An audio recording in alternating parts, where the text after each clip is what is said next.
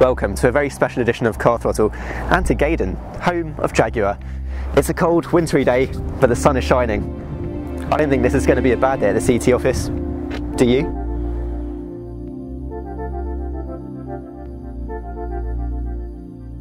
Up first is the baby of the range, but at a shade under 30 grand, it certainly doesn't have a baby price. The Jaguar XF was introduced in 2007 as a replacement for the senile S-Type, and has proven to be a popular offering, winning all kinds of awards. It certainly has an impressive stature. It sits nice and low to the road thanks to the side skirts and the very low front grille. Of course, the standout feature of the front has to be the menacing cat on the front grille. Around the back there's a similar branding story, with the leaping cat jumping across the boot lid, but it gets even better on the inside. Even the most basic of models comes decked out in full leather, and there are also some quite cool electronic gizmos. For one, the gear selector knob rises out of the centre console when you turn the ignition, and there are some cool design cues such as tap to control lighting. One of the biggest gripes I usually have is with manufacturer entertainment units. The worst offenders lack intuition, but this Jag has had a visit from some tech fairies. As a 5 Series and E-Class competitor, you'd expect there to be some quite good legroom in the back, and actually I'm pretty impressed. Decent legroom, quite a lot of headroom, and altogether it's quite a comfortable place to sit. Fire up the 2.2 litre diesel and it's clear to see why these cars have become so popular. Comfort really is the name of the game for Jaguar. It's so quiet in here that you can literally hear a pin drop. There's 163 horsepower on tap from the 2.2 litre diesel. It's great for overtaking speeds, but as you'd probably expect, it's nothing too ferocious. Economy-wise, you'll be getting around 50 miles to the gallon, which is actually pretty good news considering the size of this car. But what if you don't have any kids and fancy a quick drive on your Jack Jones? Look no further than the XK Coupe. There's no other phrase to describe it. It's modern contemporary beauty. That's not to say it's on the same level as the Vantage or DB9, but the same interior design cues have been carried over from the XF, so really there's not much different in here. What is however different is the power plant. This XK Coupe has got a 5 litre V8 petrol, which smashes through the 60 barrier in a scant 5.2 seconds. There's also 385 horsepower at your disposal, but it doesn't feel overly powerful. I mean, it doesn't sound like a burbling track monster, and instead, it's extremely comfortable in here. The ride is a bit more firm than the XF, but for that you're rewarded with a cracking exhaust note. Take a listen to this. Wow, just listen to that. If exhaust notes were rated on a scale out of 10, the XK would be a generous 7. But if you want to get closer to the 10, then the XK is related to something a little bit more sinister.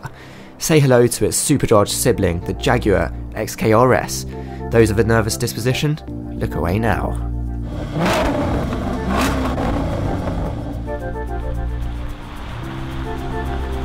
It looks like Jaguar found some street swag with this XKRS in Italian racing red and satin grey wheels, and they've got a sense of humour too. Notice all of the scoops and air intakes everywhere you look, and that big ass fixed rear spoiler around the back.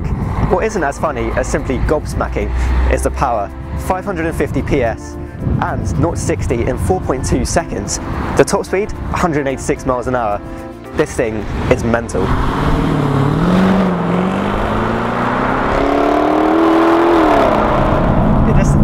It's when you plant your foot even half the way down, it has power, and then the next half is where it's just the insane power.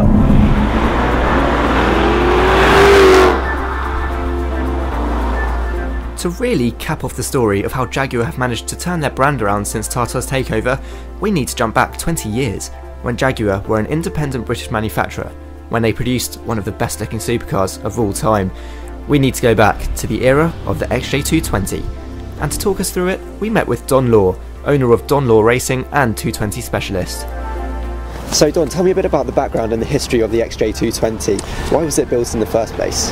Well, XJ220 was designed and built during that famous supercar era, Porsche 959, Ferrari F40. Jaguar were taken along with the moment. They decided they'd build a limited number of 350. There were 1,500 applicants, all putting £50,000 down. But within 2 years of the car being put into build, we went into a deep recession. The car's about 40 1400 kilos, and so too is the XJ220S. The S model was a very small production model that was put together with carbon panels. Difference in the weight really is very little. What you have to understand is that Jaguar Sport would have continued to develop the car, they would have made changes throughout the production, but basically what they built was something that was the first sign off of the car, if you like. And what's the current value of an XJ220 if someone wanted to go and purchase one today? Today, a very good car in absolutely top order with everything serviced and done on the car is about £170,000, and the prices are rising at the moment. You know, we have some young 20-year-old guys that own these cars and drive them very regularly. And it's been 20 years now, it's the 20th anniversary of the XJ220. Why haven't we seen another Jag quite like it? Well, we're going to see another Jaguar like it very soon, but I have to tell you that I drove some of the latest model cars at the Nürburgring a few months ago, and I was absolutely staggered by the pace of the XF and the XKR. I mean, they are just unbelievable world supercars, and like the Jaguar XJ220, if you look at the price that you pay for those cars against some of the other models that are on the marketplace, they're fantastic value for money. And finally, what's your favourite aspect of the car? Is it that really loud exhaust note? Well, I think it just has to be the usability, you know, and if you get in one of those cars and you drive to the south of France, you get out the other end feeling refreshed, and in some supercars you get out after 50 miles feeling that you've been beaten up. So you can use the car under all circumstances, but you can put it up against something far more aggressive and it will do the business. My final JLR drive was a Range Rover TD V8 on a purpose-built off-roading course. This beast of a machine has more tech than your MacBook and can conquer any terrain you throw at it, all without breaking a sweat past 1200 RPM. Fully spec'd, it costs more than 70 grand, but if you're planning on an urban or rural assault, this is the car you will want, thanks to hill descent, tyre pressure monitoring, terrain response, and many more gizmos. Jaguar and Land Rover, but particularly Jag, have made serious inroads in their quest to shaking off their OAP image with their refreshed lineup of XF, XJ and XK. So when you fantasize about buying your dream car, make sure you place Jaguar squarely in the mix.